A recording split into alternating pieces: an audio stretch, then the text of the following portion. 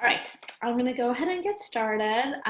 Thank you again, everyone, for coming out tonight. For whoever doesn't know me by now, I'm Kay. I'm one of the residents from Rush. Thank you for joining us for our Rush EM webinar series. Tonight, we're going to be talking about wellness and how we promote wellness, not within just our own institution, but what we do within our own residency program. And we've got a bunch of faculty and a few residents on tonight as well. So if you want to all just kind of go ahead, unmute yourselves, you can introduce yourselves, and then we'll get started. All right, well, welcome back for those of you who've been here for a few of these. My name is Braden Hexum. I'm the residency program director, and I can't wait to tell you guys all about some of the wellness stuff that we do. Hi, everyone. I'm Sarah Hawk. I am our EM simulation director and the simulation fellowship director, but also I am one of the advisors of the wellness committee.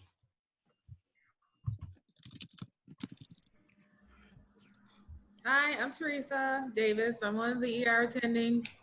I'm on a bit of a leave right now, but I wanted to jump on and participate and show my face. I'm Corey Goldstein. I'm an ED attending, and I just finished the residency program in June at Rush. And I think we have, who else? We have Dr. Gore. Hey, I'm Ryan Gore. I'm part of the core faculty. I run the journal club, and I'm also the weird one who's also a hospitalist. I'm also an internist, so you guys can rotate with me upstairs if you're so bored. I'm Molly. I'm one of the interns. Hi, I'm Jeanette. I'm one of the PGY1's interns as well. Awesome. I think that's everyone on so far. So today, like I said, we're going to talk about wellness and how we, I guess, promote wellness and certain things that we do here at Rush. I kind of wanted to start off with having Dr. Hawk kind of talk about her role as a wellness advisor and kind of the committee that we have and what the goal of the committee is in terms of wellness.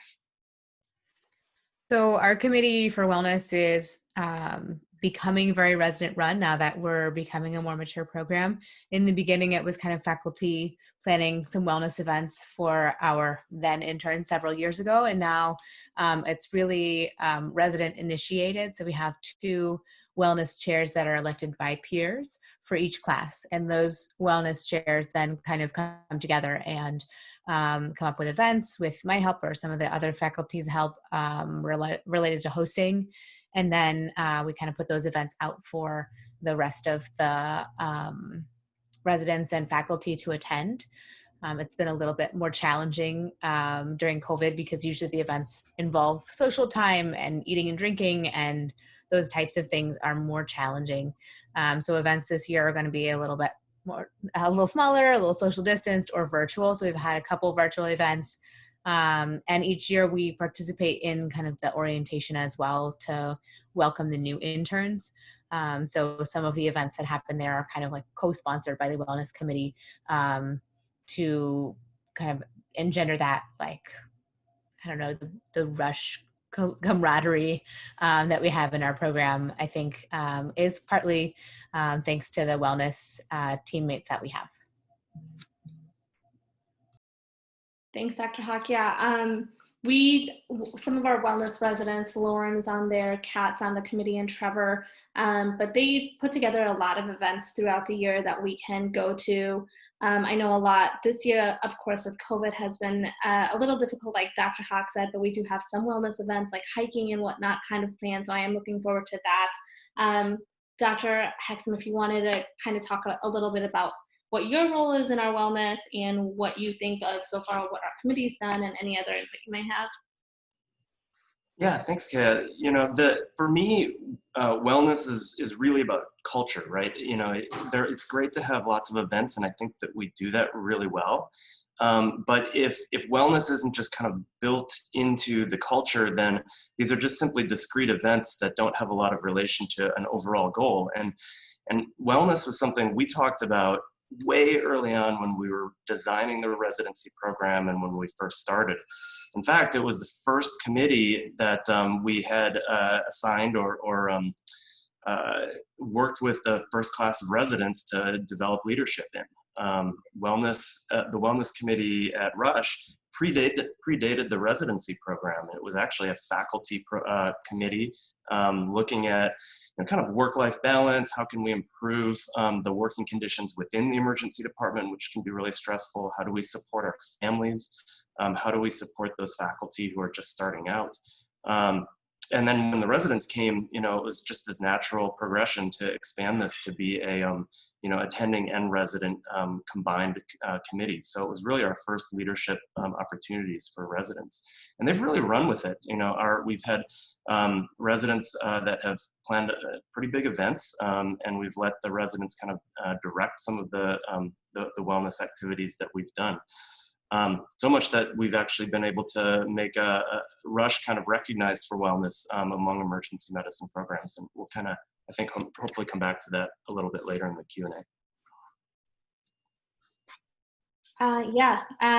Corey, how about you? I know your second year and your third year, you got to do retreat. So maybe you can talk a little bit about retreat and how that fits into our wellness goals here within our program. I think the retreats were great.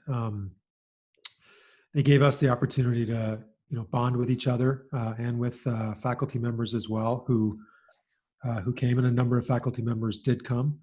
But also, I think we were able to really there's just not it's not common that you have a lot of time to really sit down and discuss things that are important. So having a retreat, having a lot of time we had some planned activities, but aside from that, we were able to really discuss things that we needed to discuss, figure things out, talk about, future issues with regard to the program, things that people wanted to potentially make some changes to, et cetera. And it's, it's a really good listening environment for everybody to be part of. This past year, we had 2 separate years, third years and second years. So that was just like an added bonus in that we had more residents to weigh in, and just as many faculty members there as well. And of course, the evening time of just having a really good time didn't hurt the situation either.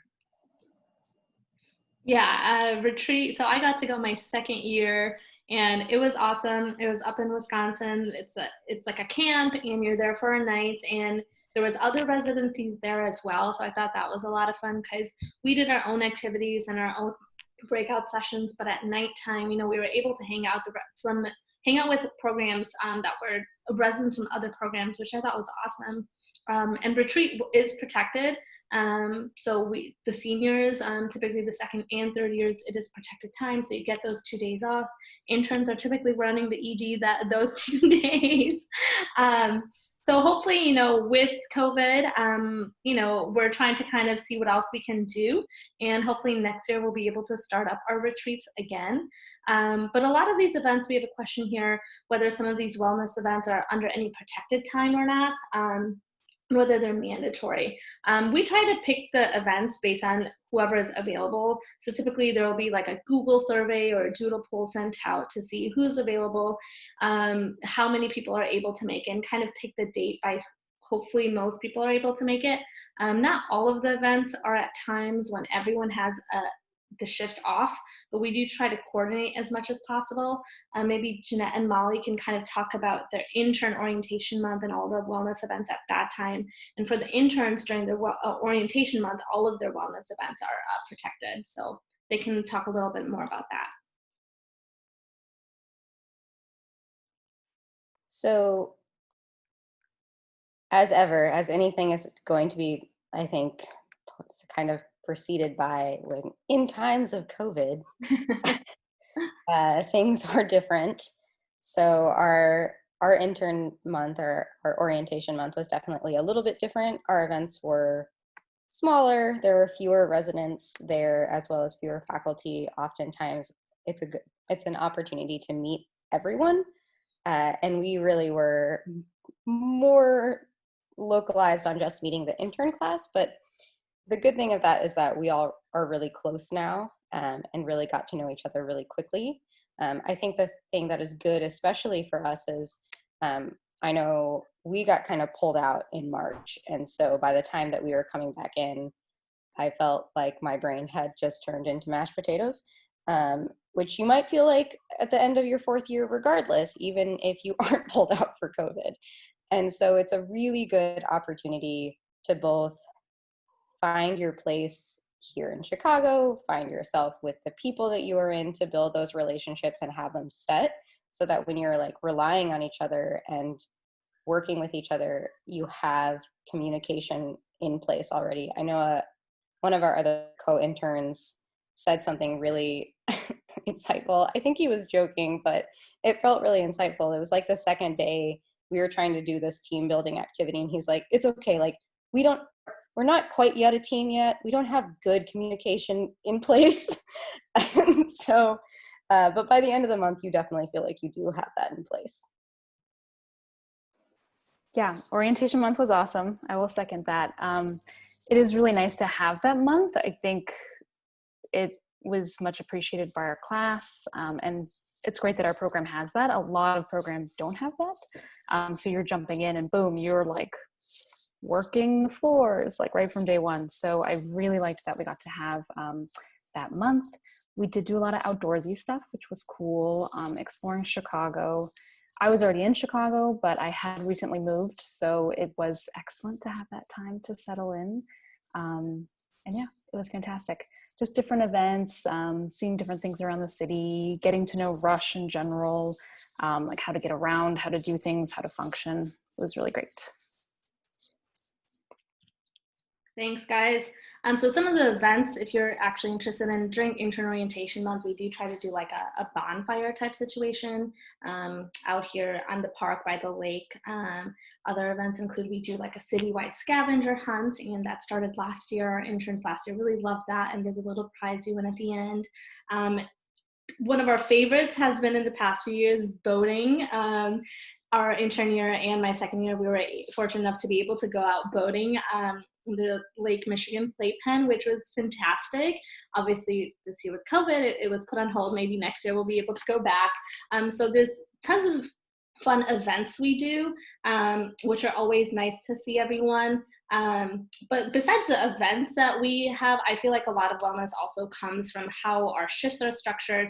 And I know a lot of people have been asking how our relationships work with our faculty and our attending, as well as how our relationships are with our nurses and everyone else who works in the ED. And I think if everyone can kind of comment on that, starting with any of our faculty, because I feel like when I'm at work, I want to make sure I have a good relationship with everyone I'm working with, because that just builds my psyche when I'm at work. So if you guys don't mind talking a little bit about that.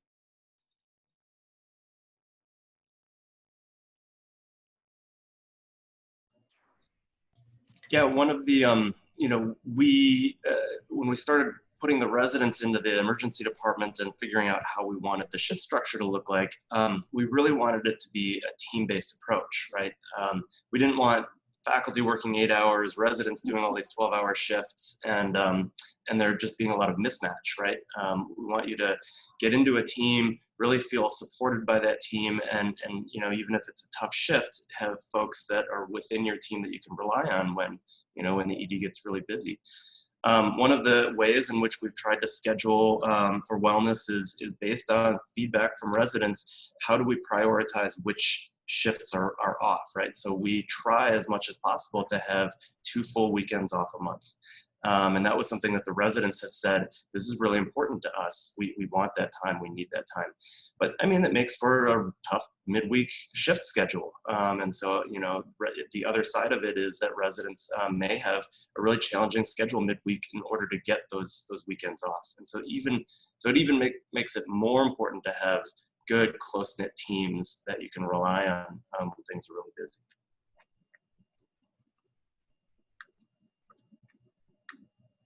Thanks, Dr. Hexam.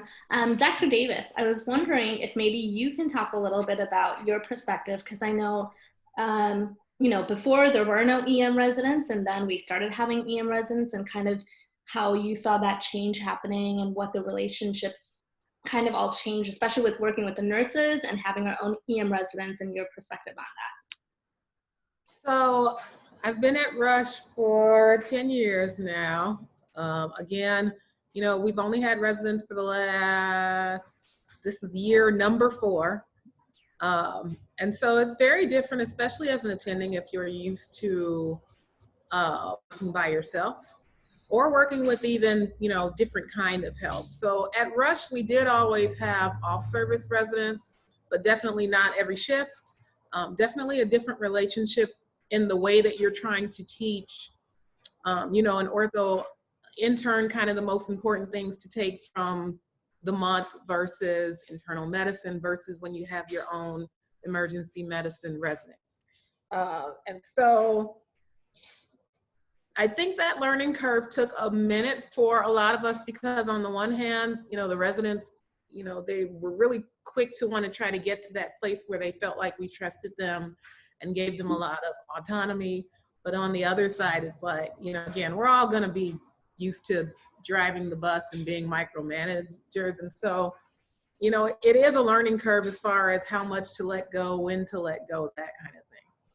As far as communication goes with the nurses and that, it's, believe it or not, as long as I've been out, a lot of it is still going to be similar as far as that learning curve. When you're starting out as an intern, you don't know everybody, everyone doesn't know you, everyone doesn't even know your EM, you're a little less outspoken when you need to ask for things, you're some people intimidate you or you're afraid to ask this person might take you under their wing and you click with them. And so it just takes a while to get to learn your staff, learn their personalities, and at the same time, grow into your own voice. I think we also do a good job though of having, workshops or discussions here and there about how to communicate effectively too. Because there is a way that you can communicate things and still be respectful. Along those lines, I'll add that I think the nurses got really excited when we had our own residents, and this might have already been touched on.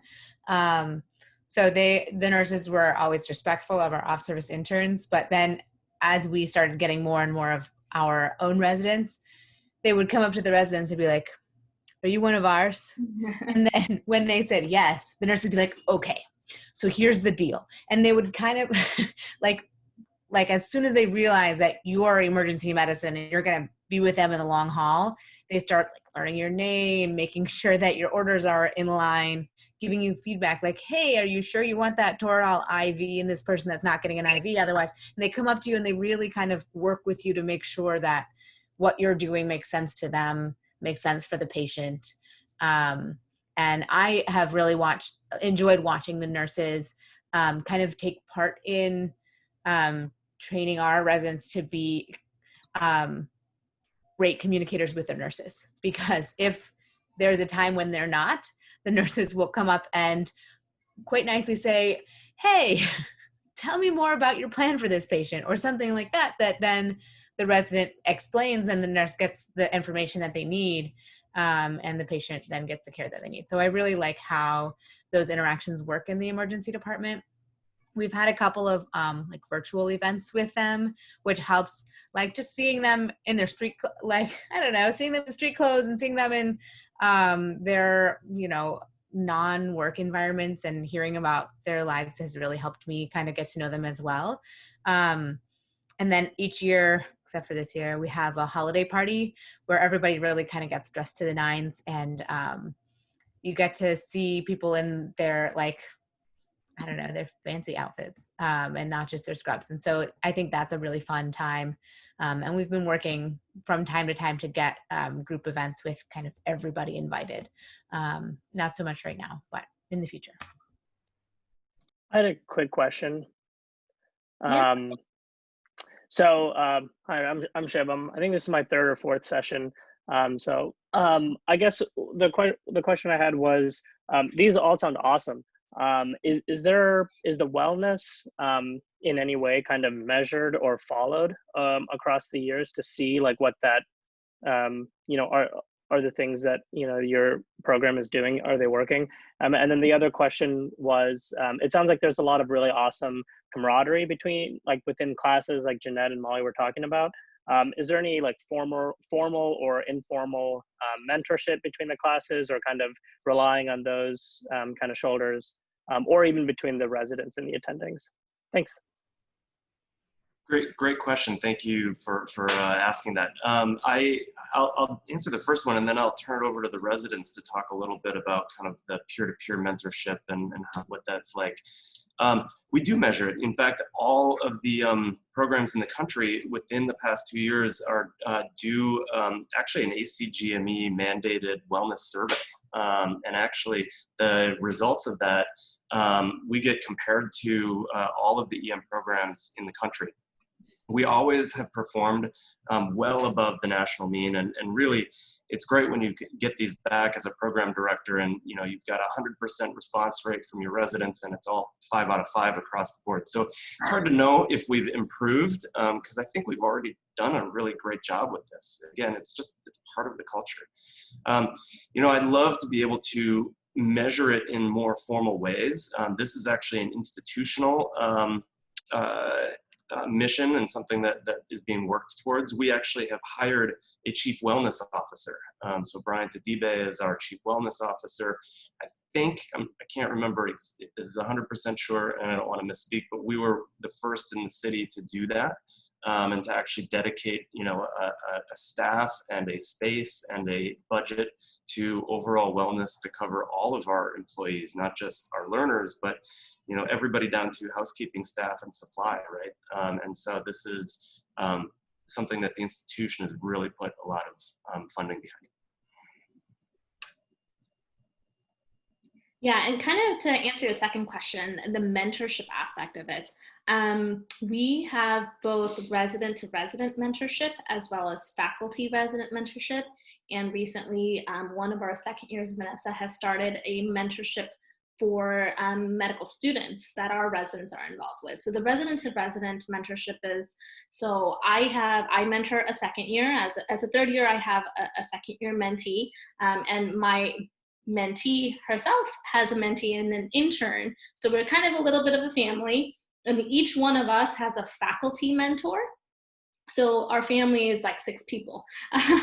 So, any resident-to-resident issues, if any of my mentees, or when I had a senior who was my mentor, I felt like I wanted to talk to them first before going to my faculty advisor mentor or bringing it up, to anyone else. We have a very open relationship between our residents. And I love that aspect of it. And then kind of forming this little family is even nicer, I would say. And then you have your faculty mentor, whom they love taking us out to get food. Someone had commented about food. My mentor has taken me out to lunch almost every month. And I love it, just hanging out with her. And then she has another mentee. So we can kind of intertwine our own little mentorship families. And it's really, really nice. I love that aspect of it because you get to socialize as well as talk about medicine. You get to talk about the residency, talk about personal issues as well. So I think it's a fantastic way that our mentorship is structured. I don't know if anyone else wants to kind of comment on that. I would also love to just I would like to answer that and then jump back to the question about shift hours and whether or not we're able to finish our notes and those kind of things, just so that doesn't get lost in the chat as it gets longer and longer. I think the great thing about emergency medicine, in my opinion, is that we are so interconnected in our classes. I know a lot of my friends in other specialties it's not that they're, have poor relationships with the residents in the other classes. It's just that they very rarely see them. Like, they see them in conference and that's about it. But the thing that's wonderful about EM is that I'm working with that person right next to them for the whole shift. And so not only am I seeing them weekly in conference, but I'm seeing them all the time, working with them, seeing patients with them. And so you have your formal mentor, and I think that's excellent because it ensures that you have that backup, but you also have informal mentorship, like every time you're working with someone on a shift. And I think that part is excellent. And then just about shift hours, I know for me that it was really important that I was going to a place that had 8-hour or 9-hour shifts, because anytime I worked 12 hours, felt unsafe for patients, honestly. And we do work some 12 hours at our off service sites, but I feel for the most part, you do tend to get your work done, you get things done, you have a proper sign out. And if you're staying late, you're not usually staying, like you're not staying way late to get things done. You're able to wrap them up and get out of there and actually sign out when you're supposed to. Yeah, I mean, Oh. I love having my own life and my personal life, and one of the big things for me was work-life balance as well. And that's something I love about our program, that we have these 9-hour shifts. Our last hour is an overlap hour, so if I'm working from 6 a.m. to 3 p.m., my relief team comes on at 2 p.m. So in that time, that 1 hour overlap, I can wrap up on my patients. I can make sure everything is pretty neat and wrapped up for sign out, and even work finishing up on my notes. So I really love that we have that 1 hour of overlap built in. And I think that helps a lot with getting out on time. Obviously now if it's like 5 minutes before the new team comes on and you have a crashing patient, that's a completely different story. But most times I don't think I've ever stayed beyond 9.5, 10 hours max. And I think that was back intern year when I was learning everything, learning how to write my notes and not, like trying to do everything efficiently. And now I'm usually out within 8.5 hours. So it really, I think, adds to our own mental wellness, and just not getting fatigued and burnt out at work. I think those shift hours are really, really important. One thing I'll add before we keep going too far is the question about working with attendings. That specifically is one reason I chose Rush, and I was a Rush Medical College student, so I rotated through the ED as a fourth-year student, and it was my first EM rotation, and I was like, wow, everyone I've worked with has been really great. Like, they're teaching, like I feel like part of the team, like this is a really great experience. Then I did a few aways. Sorry to everyone that you can't do aways, but this is just to add perspective. And like every other place I went, I kind of compared the attendings and the teamwork and like the function of the ED to Rush. And I was kind of like, well, Rush like became my benchmark. And it was a really great experience as a student. And now as an intern, I can say it's like excellent. The attendings are very involved with teaching and like making sure that you're improving and getting better, like asking, is there something you want to work on today? And then like at the end of the shift, giving like immediate feedback on those specific things that you wanted to work on. I even recently had a shift where, I felt as an intern, multitasking can be difficult. I'm learning. I felt like I had a couple difficult patients who, maybe the patient expectation was a little off from like the services they could actually get in the emergency department.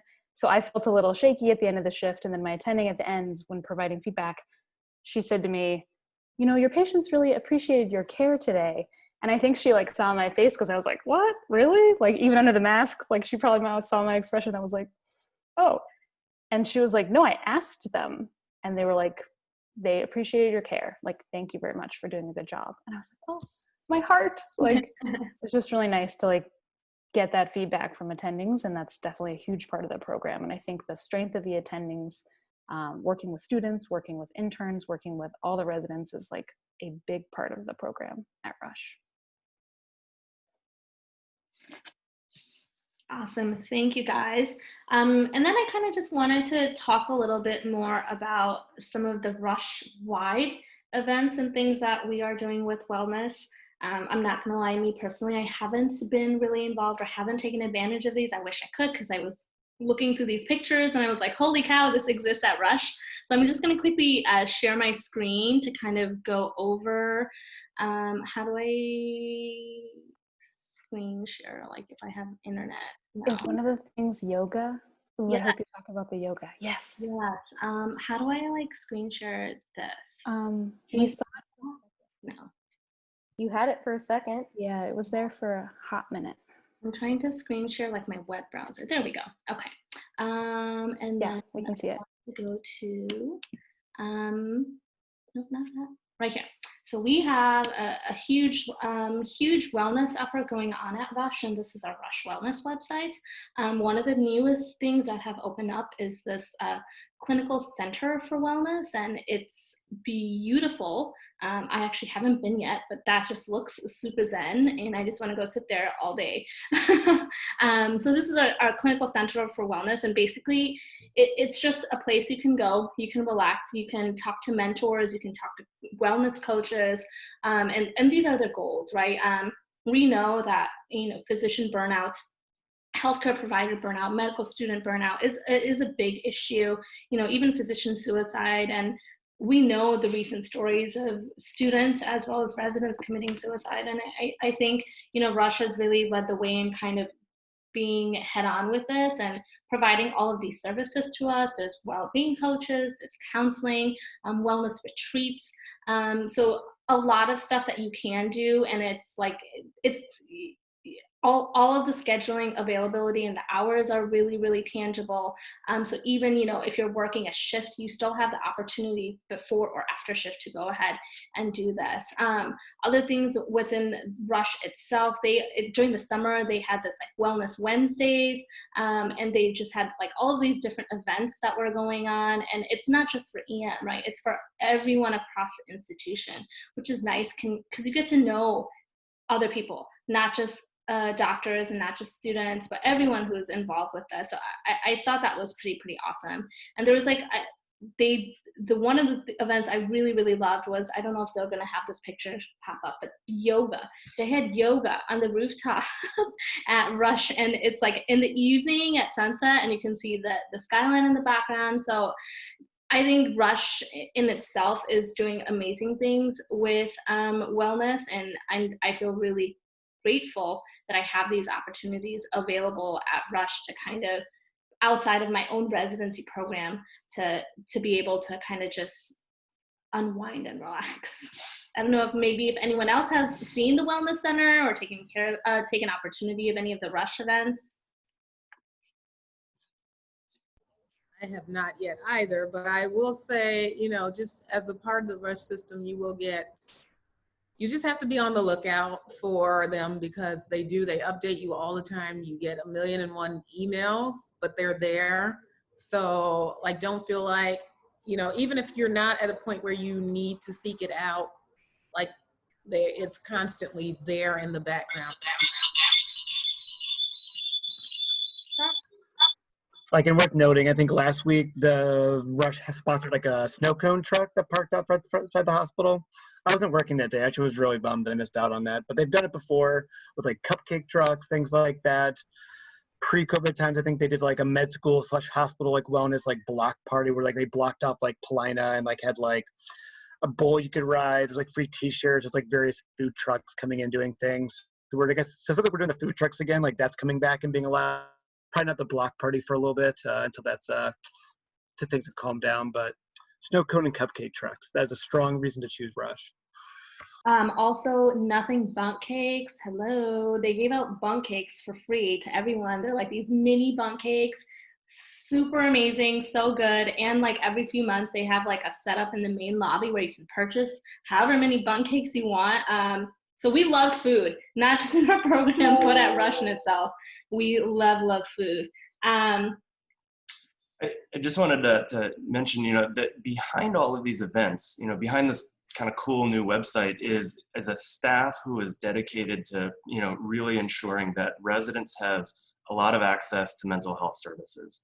You know, you can easily Google and have, you know, maybe heard, you know, a lot of different stories about depression, burnout, physician suicide, you know, stress in the medical school. And trying to mitigate that is really the full-time job of this group of people. And streamlining services to mental health access is, for emergency physicians, a really big deal, right? Most, you know, mental health clinics are open, you know, 9 to 5, right? Those kind of hours, you know, are not conducive to being able to address mental health emergencies among our own staff. So part of what the website does is it allows you to very quickly get connected with not just kind of counseling and mental health emergency care, but you know, life coaching, you know, and ways to make this a much more normalized experience for residents. Having been at the Wellness Center, they have it really well set up. They are going to do a great job with confidentiality and protecting resident anonymity. There is a one-way door. You go in one door, one out the other, so that you're not going to, if you are there for counseling issues, you're not going to run into your fellow, or a medical student that you're working with on the team. They designed it in order to both normalize it, but also make it as confidential as possible. So it's a great setup. And kind of going off of what Dr. Hexam said, I know someone had had a question about, can you speak to the mental health for residents and debriefings after difficult events? And I think that the debrief, that's really, really important. We as a residency have been lucky so far that we haven't lost anyone in our specific program or have had major things happen like that. But, as an institution, we have. And, I think I remember my second year after we had lost a fellow resident at Rush, the GME department kind of really came together to hold a mass debriefing session and multiple sessions throughout the day and throughout the week. So whoever wanted to kind of talk about what had happened and just have an open forum, that was available to them. And I think that was really, really helpful. And obviously, I think a lot of this shift has focused from being reactive to becoming more proactive and kind of reading the warning signs and making sure these resources act. And I think this entire Clinical for Wellness, the Center for Wellness was, I think, in response to that. And now we have this fantastic tool available. So I'm hoping we continue having these debrief sessions as within our own programs and as an institution-wide effort, as well as now becoming more proactive and reading the signs of burnout and how we can help our fellow colleagues, whether it's residents, faculty, nurse, anyone. So I really think Rush has kind of taken a big step forward with that. One example there too that I'll add is just coming as an intern, we've had multiple sessions in conferences about wellness and about just being able to reach out to people. For example, last week was the National Physician Suicide Day.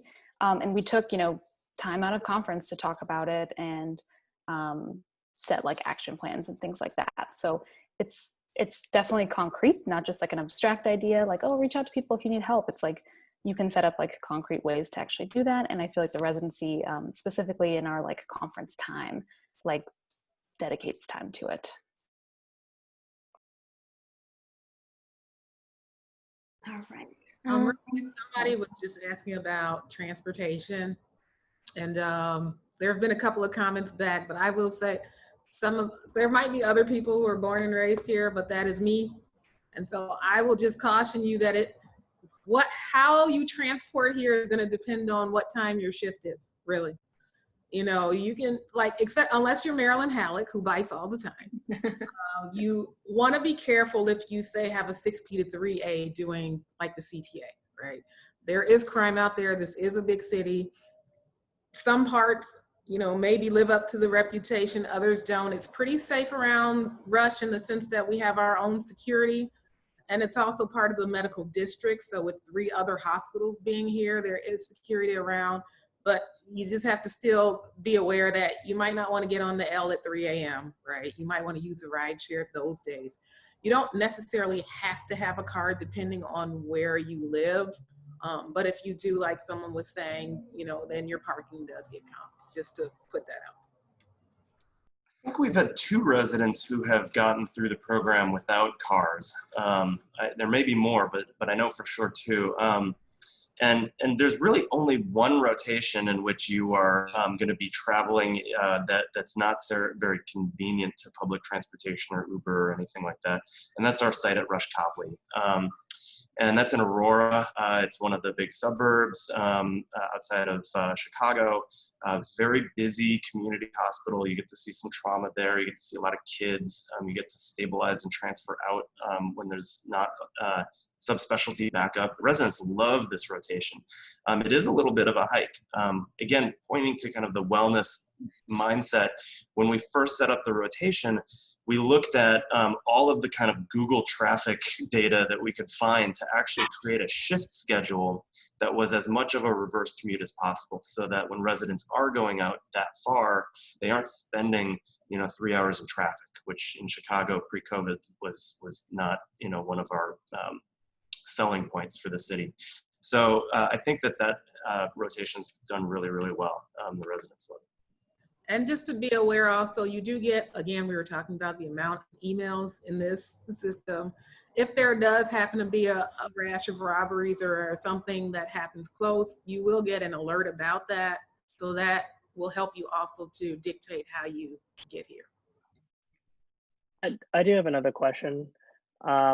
So it sounds like there's a lot of awesome stuff going on, and it's measured, and it sounds awesome. I guess more of like a kind of a challenge to the faculty and maybe some of the newer residents. Like, where do you want to go from here? Like, how do you want to improve the wellness from here, or the wellness events, or the structure? I think Dr. Hawk was mentioning that residents have started becoming more playing a more central role, but I'd just be interested to see like where you want to go from here. Thank you. Yeah, so thank you for that question. And I agree, or I think I'll just partly reiterate some of the comments that Dr. Hexam had also made earlier about that wellness is more of a way of functioning and operating the program and having a culture of wellness. And the best way to do that is to give the residents that voice from within the residents by having our resident wellness reps from each year, and then kind of asking them to reach out to their peers and say, what is important right now? What are the things that your peers are struggling with, and how can we support? So if that, for a while might have been virtual, but now we're hoping for, socially distanced in-person things. And, it's constantly dynamic, and trying to make sure that we're supporting enough and being able to kind of exercise together or give ideas about things to do. All of those are great ways that we've identified as, ways to improve the culture of wellness. There's like a shout out board within the resident room by the ER. And that was one of Lauren Werf's ideas with the resident wellness chairs, where basically like attendings are encouraged to shout out to a resident that has done a nice job on something. And it's kind of like anonymized a little bit or not, depending on what you read on your little paper. And then you put it in a envelope, and the residents come to collect those and put them on the board. And from my perspective, it seems like a nice pick me up when I like peek in there sometimes and like see all of the resident shout outs. But I would be curious to hear from the residents, like if that's something that does feel that way. So I think going forward, additional kind of resident driven wellness initiatives and need identification. I would like to add to that, I think, the way that this year has gone with recent events, there are things outside of medicine that affect our wellness and how we are able to function at work. A lot of that has dealt with culture and race this year, to be honest. And I think just improving our communication with each other, improving how comfortable we feel, putting that out there as an issue that maybe we need to talk about, that has grown immensely this year. And so I would just say, like, there are other things that might affect your life that might not just where you feel like you might be alone, where now I definitely feel like this group, this residency program, you definitely feel more comfortable saying, hey, I think that as a group, we should talk about this, let's do it. And we've had so many, not just meetings that in nowhere, but meetings that have led to concrete things that we've instilled in our program.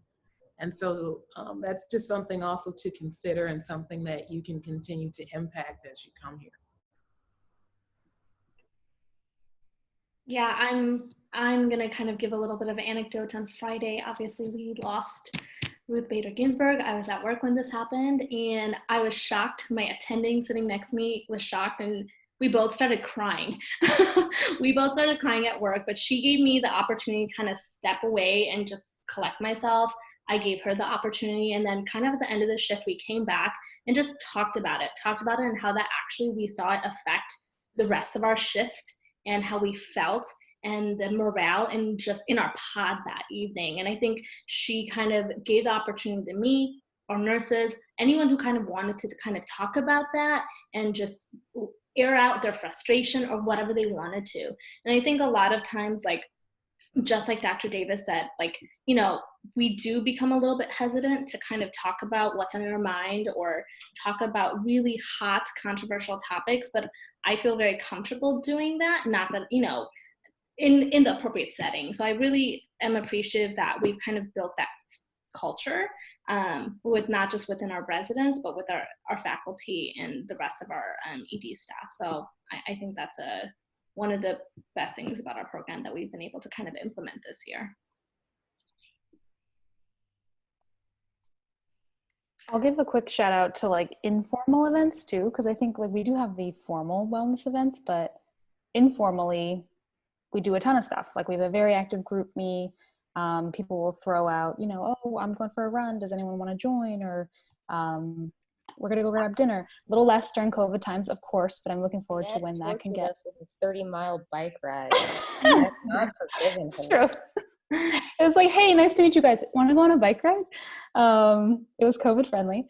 So stuff like that I think is super important. And like just for my own personal wellness, I think the informal like culture of like getting together and doing things is super important. And I think we're pretty lively with that here in our residency program. And as an intern, I feel very, you know, welcome. Like I can throw stuff out there. Like it's not like I'm like sitting back and waiting for like the third years to be like, oh, invite me over to your house or something like that. Like it's just people are very open, and I like that informal like get together stuff. All right. Sorry, go ahead. Sorry. Go ahead, Dr. Peto. Yes, go ahead. Hi, I'm Prague, like the city, from Canada. As a Canadian from a Caribbean school who moved 17 times for rotations, wellness was a big thing, trying to keep my own head going straight. So I always had to find my own thing. And I was just wondering one quick thing and one not so quick. I might have missed this because I was coaching tennis and coming back, so I apologize if I blinded anyone with my light from my car. I was just wondering, how was wellness, because this is a crazy year, as we can all agree. Last Friday was not a great way to keep it going, but how was wellness affected and incorporated into the program for interns or residents, for people in the staff, for anybody who was there when the first peak hit and everything was going crazy? And you know, people might have gotten sick, maybe some family members got sick, somebody lost their job, and that's their insurance because they don't have universal health care. Nothing, no comment. And or you know, something else, like something happened at home, or how did the program react, and how did both the people in the program, like the leadership, and the faculty or residents feel about that, especially coming in as an intern, not knowing anything? So thanks. And the second part is, I don't know if I heard this part, wellness is also not just days off or whatever, or shift length, but how's the food there for like 3 o'clock in the morning? Thanks. I love food. Big fan. Cheers. I think as a scheduler, I'm the scheduling APD for the program. And so COVID was a real fun time for me. We did a lot to mobilize and help out areas in need. And so we really had a huge readjustment of where our residents were. We pulled from different areas to make sure that we maximize the people that were in our emergency department, so that we weren't feeling like we were going to be short-staffed. And everyone pitched in. I think that I wanted actually to give a shout out to all of our residents right now, because one of our residents currently had a family emergency that required us to do a decent amount of shifting around in the schedule, and everyone's just like, how can I help? Before I even asked, everyone's like, hey, can I pitch in? And so I think that the fact that our residents are so flexible and that culture is so pervasive, it really helps out with when somebody does have an emergency, or when, you know, COVID does hit. And part of it too is just a different way of thinking about illness. And like emergency physicians tend to be like, I'm going to go in, I don't care if I have a cholecystitis, right? Like, and so I think that making sure that our residents understood, hey, you know what, this is not the time to come in sick to work, was a huge cultural shift. And I think for the better. I think like this is something that we should, you know, despite COVID or whatever, we need to continue that and making sure that we have a good backup system. And I think that we do overall. We have a pattern of like, hey, if we can't find somebody to an easy swap, we have a call system that I think has worked out okay so far. But I think that's kind of the most important thing, is having that kind of culture of people, you know, being willing to pitch in and help out. And I think we definitely have that. COVID, I mean, it was the biggest challenge we've had as an institution for, you know, decades probably, and so it continues to be a big challenge for us as well.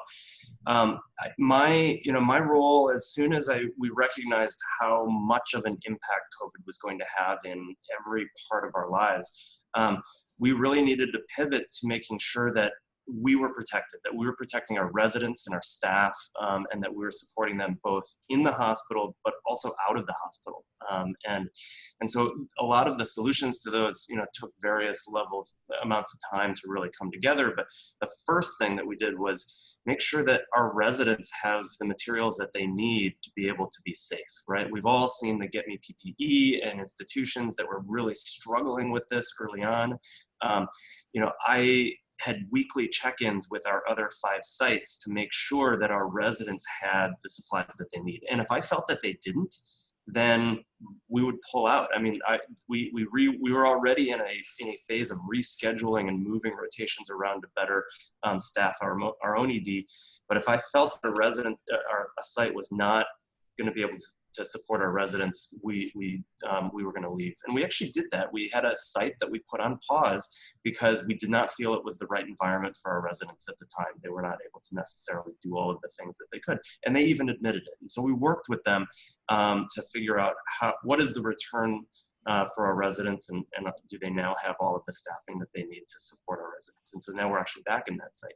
That's just one example of kind of ways in which in the background we were trying to make sure that we're supporting residents through this.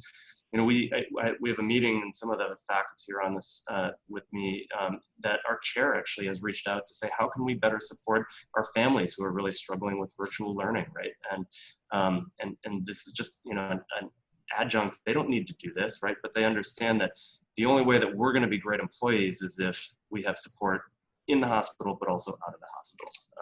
So there's a lot of ways that we're doing this. I think from the resident side, we felt, you know, obviously at the beginning, everyone's like, we really didn't know what was going on. No one knew. But then I think one of the things that Rush did really well was the communication. And I think at one point we felt like, okay, we're getting a little bit too much communication. But being pretty transparent, right? Weekly emails, like kind of updating us on the status of how many COVID patients we're taking care of, how many ICU patients, how many ventilators, how many patients we've been testing, how many are positive, what our PPE stockpile looks like, and what the next steps are, kind of. And I appreciated that. Maybe I didn't read all of the emails, but I think that communication was super, super important, because that way as a resident, I felt a lot more comfortable knowing where we stood as an institution. So I knew I felt protected. And I remember having these conversations with other residents, other staff, that like we felt very protected, that if we were worried that we would have the opportunity to kind of either swap shifts or not work in the COVID pod, even kind of talking about if we're going home to family members who are high risk. So I think in our program and in our institution, I think all of us felt pretty well supported as this progressed. And then lots of comments about food. There are plenty of food options. Chicago is a great city for food. Lots of late night options are available. A common one is, what is that empanada place? I forget. There's like this empanada place that everyone orders. Chalangos.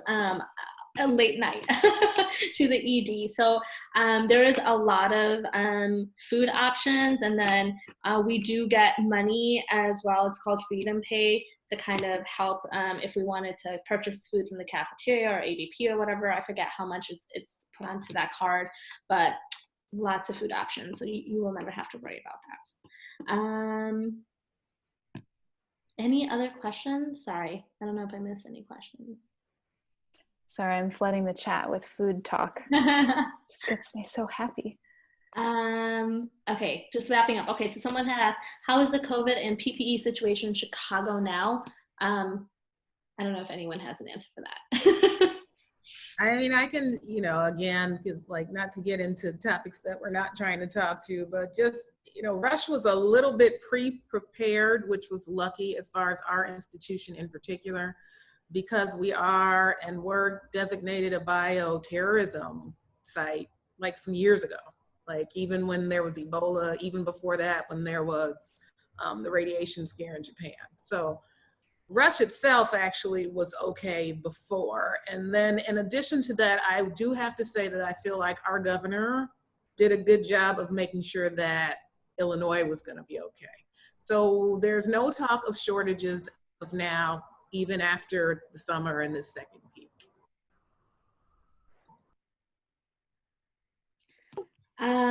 All right, I think that's it for tonight. Thank you everyone for coming out. As always, if you guys have any other questions, feel free to email me or just post them in that little sign up Google link or whatnot. And we have a few more events left. One of them, we're going to be talking about our fellowship and job opportunities. And then our last one is going to be about social and community and global EM. And I'll be continuing to send out emails. But thanks everyone for tonight, and hope you guys, hope we were able to answer some of your questions. Bye guys. All right. Thank you all.